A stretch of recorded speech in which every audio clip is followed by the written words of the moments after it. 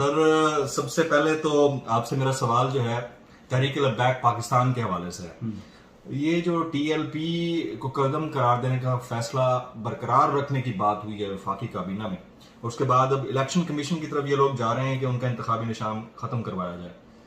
ये क्या चल रहा है इस मुल्क के अंदर? यानी अगर वाकईतन कोई पैमाना है किसी को कलदम करार देने का कि वो मुतहारिब ग्रुप हो तो उसको हम कलदम करार दे देंगे, तो फिर तो बहुत सारे इसके बैनर के अंडर आते हैं, फिर तो उन सबको होना चाहिए। ये मुझे लगता है कि ये गवर्नमेंट की एक स्ट्रेटेजी है। उनका ख्याल ये है कि अगर हमने टीएलपी को बहाल कर दिया तो टीएलपी अपने डिमांड पर आ जाएगी। वो कहेगी कि जनाब आप कौमी असम्बली में आपने बिल पेश करना था, प्राइवेट मेंबर्स डे पे भी चलो पेश कर दिया, आगे उस पर मूव करें।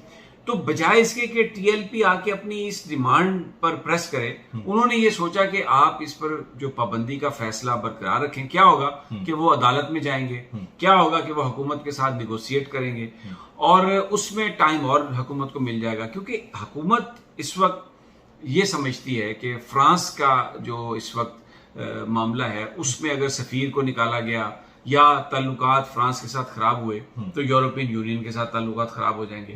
यूरोपियन यूनियन के साथ ताल्लुकात खराब हुए तो जीएसपी प्लस का स्टेटस जो है वो खत्म हो जाएगा।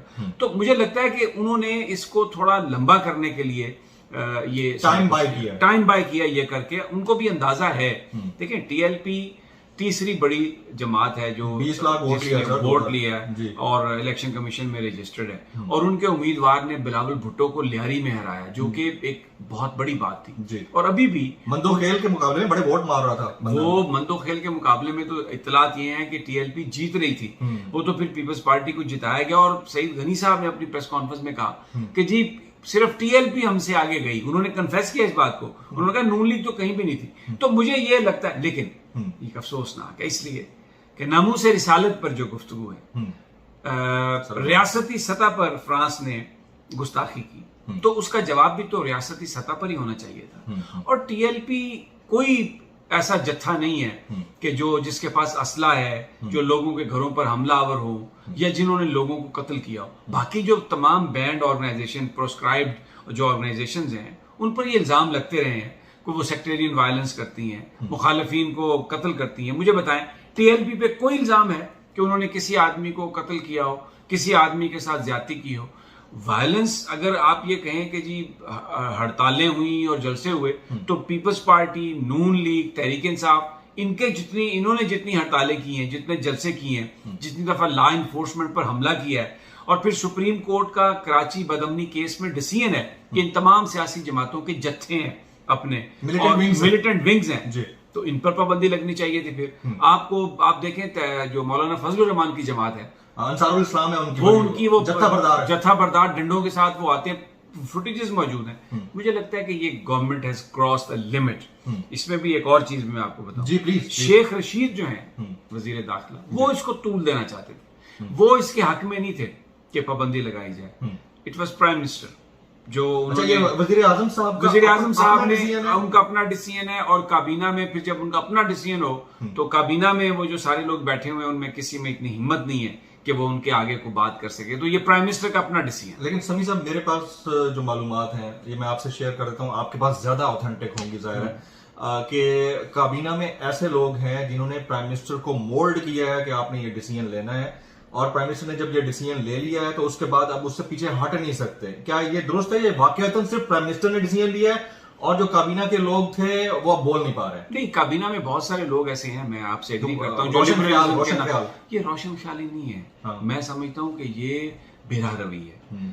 नामूस रिसालत, नबी पाक सल्लल्लाहु अलैहि वसल्लम का जो उनकी जो नामूस है वो हमारे लिए बहुत ही उसकी अहमियत है। देखिए, अगर वहां मैक्रोन जो है वो फ्रांस के सदर हैं, उन्होंने कहा कि वो जो मुतनाज़ा खाके हैं वो तमाम सरकारी बिल्डिंग्स पर जो फ्रांस की हैं वो उनको लहराया जाए, उनको चलाया जाए। अब जब रियासत ये कर रही है उनकी नबी पाक सल्लल्लाहु अलैहि वसल्लम की शान में गुस्ताखी, तो ये हमारी रियासत का फर्ज है कि वो उसका जवाब दे। Respond और करे। तहरीक लब्बैक का यही मुतालबा था। प्राइम मिनिस्टर साहब एग्री किया, प्राइम मिनिस्टर साहब ने साइन करवाए, प्राइम मिनिस्टर साहब ने पूरी कौम को कहा कि मैं ये कौमी असम्बली में लेके जाऊंगा। और जब उनको कौमी असम्बली में ले जाने का वक्त आया तो अचानक साद रिजवी को गिरफ्तार किया, हंगामे करवाए, खुद एजेंसीज के लोग बीच में जाके हंगामे करते रहे तहरीक लब्बैक को बदनाम करने के लिए। लोग सब देख रहे हैं। और नाम देखें, जो अल्लाह के नबी के नाम पर पॉलिटिक्स करेगा, मैं किसी पर शक नहीं करता। इमरान खान साहब वजीर आजम मदीना शरीफ गए तो वो नंगे पांव गए। आशिक रसूल है, वो कहते हैं वो आशिक रसूल है, नंगे पांव गए, हम सब ने देखा। मुझे उनका जो उनके दिल में जो नबी पाक की मोहब्बत है, मुझे कोई हक नहीं है कि मैं उस पर शक करूं। लेकिन ये जो काम है, ये काम बड़ा मुतनाज़े है, इसको ऐसे नहीं करना चाहिए था, पाबंदी नहीं लगानी चाहिए। राइट। अच्छा समी भाई, अब एक सवाल जाहिर है क्योंकि आप ये पूरी लाइफ गुजरी है जर्नलिज्म में और आप इसकी क्रोनोलॉजी को ज्यादा बेहतर जानते हो, ये सेंटिमेंट कितना सेंसिटिव सेंटिमेंट है कि माजी में जब जब इसको छेड़कर लोगों को या पाकिस्तान की कुल आबादी का 95% बिलीफ रखने वालों को दबाने की कोशिश की गई है तो उसके खतरनाक नतायज आए हैं।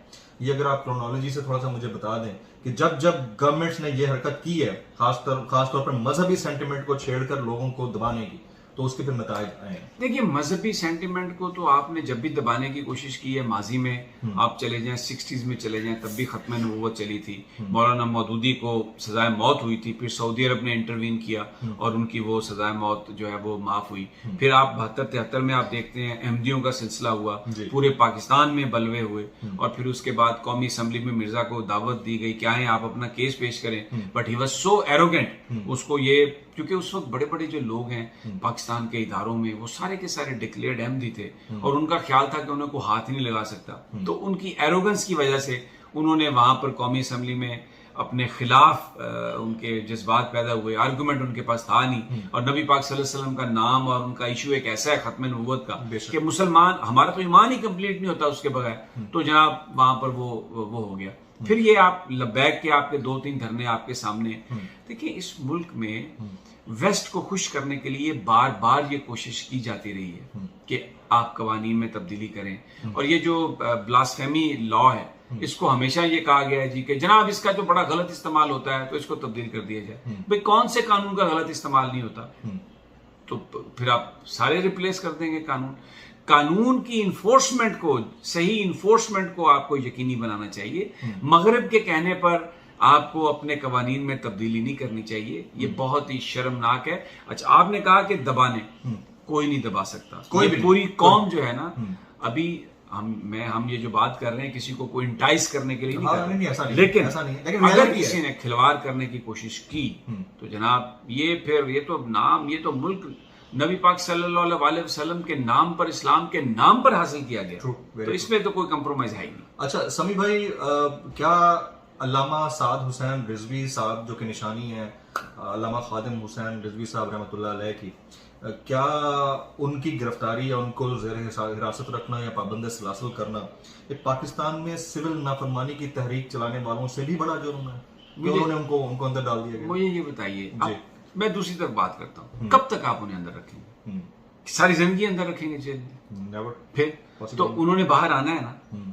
ये इस नाम, ये जो एक उनका जो मिशन है, मैं उनसे मिला हूँ, साद रिजवी बड़ा जबरदस्त आदमी।